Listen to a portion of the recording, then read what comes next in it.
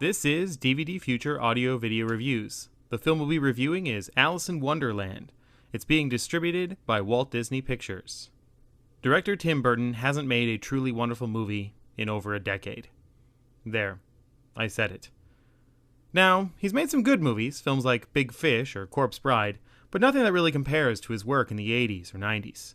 Part of the problem is that Burton keeps getting snagged for remakes and reimaginings he clearly doesn't want to make, Planet of the Apes, or remakes he's a bit too connected to, Sweeney Todd, or even remakes where his imagination runs right off the rails, Charlie and the Chocolate Factory. Alice in Wonderland, quite sadly, is a muddled combination of all three flaws.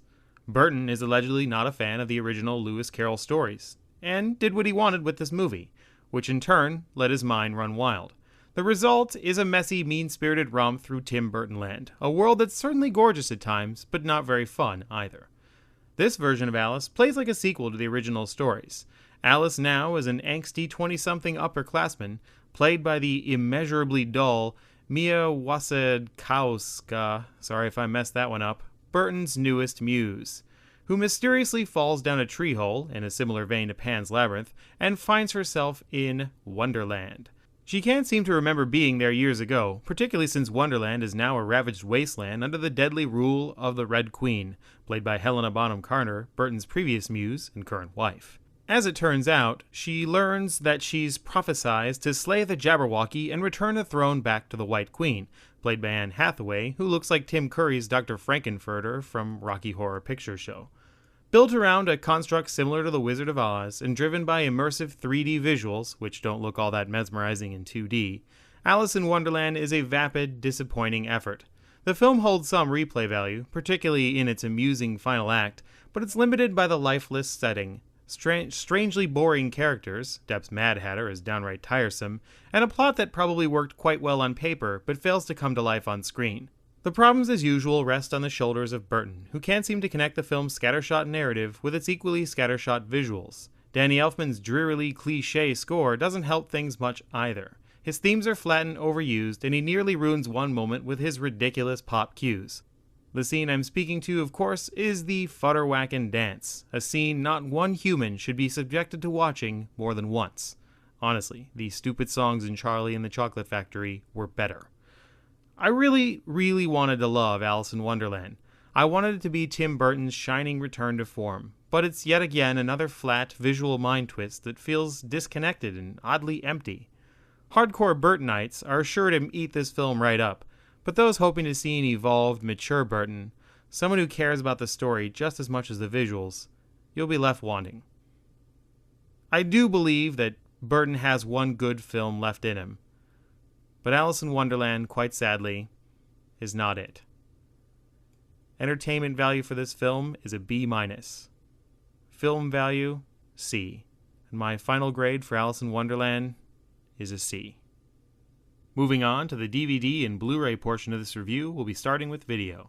Alice in Wonderland is presented in 178:1 widescreen using the AVC MPEG-4 codec on a dual-layered BD50 disc. Quality here is a bit sporadic thanks to the combination of both film and high-def video. The film was shot using Genesis HD cameras as well, which often yields heavy motion blur in low-light settings. At times, the print appears soft, almost murky, but once Alice makes her way to Wonderland, things do get a little better, though the murky, occasionally dismal setting of the film doesn't quite make for a truly flawless visual presentation. Still, this is one absorbing, visually dynamic film, and Disney does a marvelous job bringing the film to Blu-ray. The encode is flawless, in keeping with Disney's other top-tier titles. Colors are spot on. Black levels, depth, and textures are just terrific. It's odd that the film shifts between crisp and clean, the Queen's Palace, for example, is very crisp, and soft and dreary, the woods, for example, are very murky. But otherwise, this is a gorgeous, crowd-pleasing transfer. Please note, this Blu-ray does not contain the Disney Digital 3D version of the film. I imagine we'll see that in a few more months, maybe a year, when 3D Blu-ray is a little more prominent on the home media market. Also, this 3-disc set includes a DVD copy of the film, presented in 178:1 anamorphic widescreen. While the disc certainly doesn't compare to the Blu-ray, it looks rather fantastic. Grade for both is an A. Moving on to audio, the audio choices for the Blu-ray are English 6.1 DTS HD Master Audio, English 2.0 Descriptive Video, Spanish and French Dolby Digital 5.1 Surround, with Spanish and French subtitles and English captions for the hearing impaired. Like many Disney new releases, the box claims the mix is mastered in 5.1 audio, but my system output the mix in 6.1 DTS master audio. Regardless, the mix is just terrific, with aggressive, well-mixed front and rear surrounds, meaty bass, and crisp, clean dialogue. Other than the opening party sequence, the one that takes place in the real world, which is riddled with odd noise and hiss, the mix is quite dynamic and rarely flawed. Again, fans should be quite pleased. The DVD version of the film comes with an equally engaging Dolby Digital 5.1 mix. Grade for both is an A. On to packaging, the Blu-ray copy of the film, provided by Disney, came packed in a blue 3-disc BD case with new artwork that continues to play up Johnny Depp's involvement in the feature. Grade for the packaging is a B+. The extras on the disc are fairly uninvolving, and the disc barely even gives host to any real Blu-ray exclusives like picture-in-picture tracks or even a commentary track. The Blu-ray includes a slew of featurettes pieced together and split into two sections: Wonderland Characters, which runs 28 minutes, and Making Wonderland, which runs 20 minutes. Obviously, both sections tackle the usual making of materials, from bringing the story to life to designing the costumes, characters, and more. Featurettes in Wonderland Characters include Finding Alice, The Mad Hatter, The Futterwacken Dance, The Red Queen, Time-Lapse Sculpting the Red Queen, and The White Queen. Featurettes in Making Wonderland include Scoring Wonderland, Effecting Wonderland, Stunts of Wonderland, Making the Proper Size, Cakes of Wonderland, and Tea Party Props. Both collections of featurettes are presented in high definition. The Blu-ray disc is also BD Live enabled.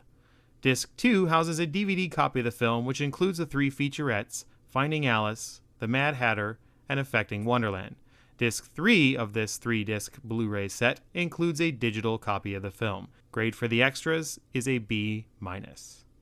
Tim Burton's Alice in Wonderland is certainly imaginative, and beautifully designed too, but it's oddly disconnected and stale, even distracted from its story.